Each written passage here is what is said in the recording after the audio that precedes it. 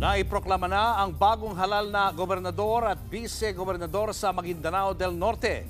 Live mula sa Datu Sinsuat, Maguindanao del Norte. Nasa frontline ng balitang yan si Gio Robles. Gio, wala bang nangyaring aberya sa proclamation?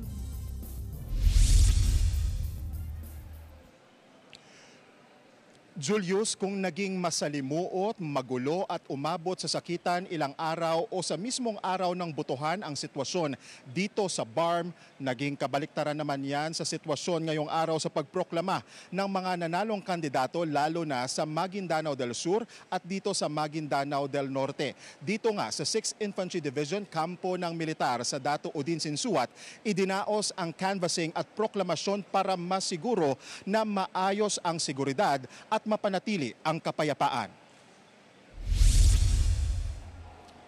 Gumawa ng kasaysayan si Datu Tukaw Mastura bilang pinakaunang halal na gobernador ng Maguindanao del Norte. Si Mastura ang nagwagi sa gubernatorial race laban sa kanyang pamangkin na si Suharto Teng Mangudadato. Higit 122,000 ang lamang ni Mastura kay Mangudadato.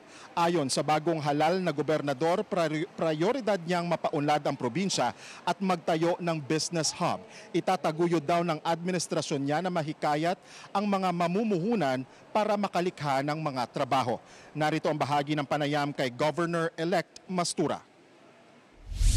Ang unang pinakamahalagang proyektong natin is how to make Maguindanao Norte an industrialized or a best business center.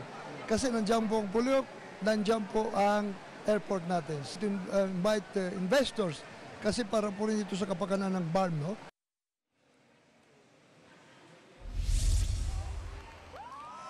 Mga rido o away ng mga pamilya naman ang isa sa tututukan ni Vice Governor-elect Datu Marcial Sinsuat na running mate ni Mastura sa ilalim ng United Bangsamoro Justice Party o UBJP. Ito daw kasi madalas ang pinagmumulan ng kaguluhan sa kanilang probinsya gaya ng away sa lupa. Kaya para mahikayat ang mga negosyante ang pagtaguyod sa kapayapaan sa probinsya ang isa sa mga bibigyang prioridad ng kanilang administrasyon.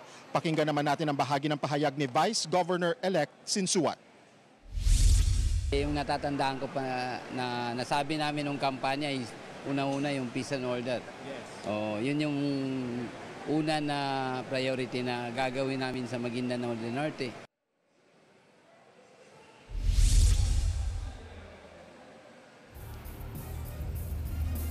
Malaki ang magiging epekto ng resulta ng local elections dito sa BARM. Maari sila kasi ang mag-impluwensya sa kampanya ng mga kakandidato sa Bangsamoro Parliament elections na idarao sa Oktubre.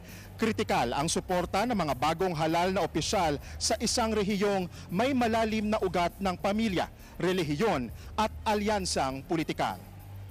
Julius, bago tayo umere ay ipinoklama na rin si Dimple Mastura. Siya ang magiging lone legislative district representative ng Maguindanao del Norte at Cotabato City. Umabot sa 72.82% ang voter turnout sa probinsya na may halos 400,000 botante sa nasa 12 bayan dito sa Maguindanao del Norte. Julius.